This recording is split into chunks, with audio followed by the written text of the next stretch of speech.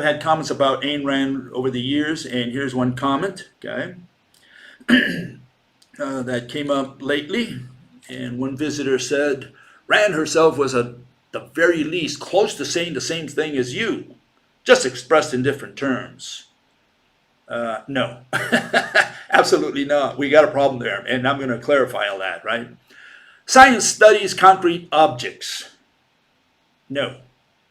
And I made that same error in the past. I've corrected it, so I want people to be clear on that. The word studies is a problem. Science doesn't study anything. You can study all year and not know anything. You cannot explain a single thing. You can, study birds. You can study for the test and fail the test. So is studying science? Studying is the wrong word to use to define science. Science is not about studying.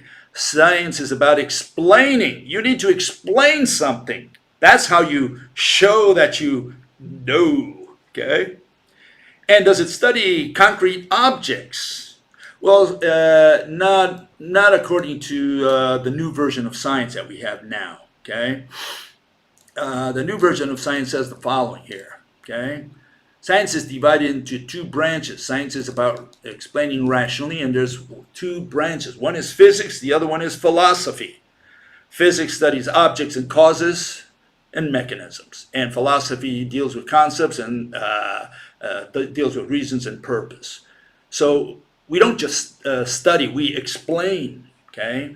And in the case of physics, yeah, you need objects, concrete objects. That's physics. But in philosophy, we don't use objects. Philosophy, we need to know why someone did something, the reasons. It could be psychiatry, it could be history. Okay, you can talk about why Napoleon went to Waterloo, in 1815. What was what went through his mind? What was his purpose? Okay, so that's an explanation. Different people have different theories. Okay. Ayn Rand then continues, and she says objectivism. That's what her philosophy is known as. She placed too much emphasis on mathematics, unlike you. Yeah, and that's the problem, because as you see in the next statement, many objectivists, right, are indoctrinated by the modern physics of quantum. See, if you make emphasis on mathematics, you end up with quantum mechanics, which is an irrational theory. Why? Because the explanations are irrational. Okay, so the issue here is that when you introduce mathematics into science, you end up with, especially into physics, right? You end up with irrational explanations, because mathematics has nothing to do with science or with physics. Mathematics is just a description. An equation is just a description. And that's not what science is. And science is what? An explanation. It's not the study of, no, it's an explanation. You have to explain something. Whether you philosophy or physics, you got to explain something. That's how that's where science vibrates. That's where you use your brain.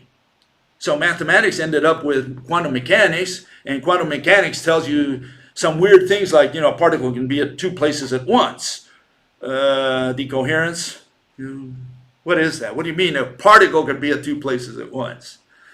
And then this visitor also said, you are doing epistemology, whether you like it or not. No, I'm not doing epistemology. I'm not doing ontology. I'm not doing philosophy. That's not what I'm doing. Let's get it right. Let's at least understand what I'm trying to do here, okay? That's important. What I'm trying to do is lay the foundations of physics. That's different. Every discipline has to have a foundation, okay? You have to have the words. To do law, you need to know maybe what crime is, or what stealing is, or what punishment is. To do medicine, you might need to know what disease means, or what illness means, or what cure means. In physics, we need to lay the foundations. The foundations is first that you need an object, and then you have all those words right underneath there: something, nothing, concept, distance, location, exist, and motion. Those are sine qua non words that you need to define for the purposes of physics. So no, I'm not doing philosophy here. Has nothing to do with philosophy. It has to do with laying the foundations for physics so that we can explain how Mother Nature runs her shop. That's what it's about. Okay? And then this person continued and said, let's see if I can get it here. Let me get this one out. This person says the following, says, Ayn Rand just wasn't as definite as you about existent object. No kidding. Certainly wasn't at all. In fact, she didn't define object, and because she didn't define object, did not know what an object was. She ended up not knowing what exist means. And, she talked a lot about existence, as I'll show in a little while, right? Probably not today, but next couple times I will be talking about existence quite a bit.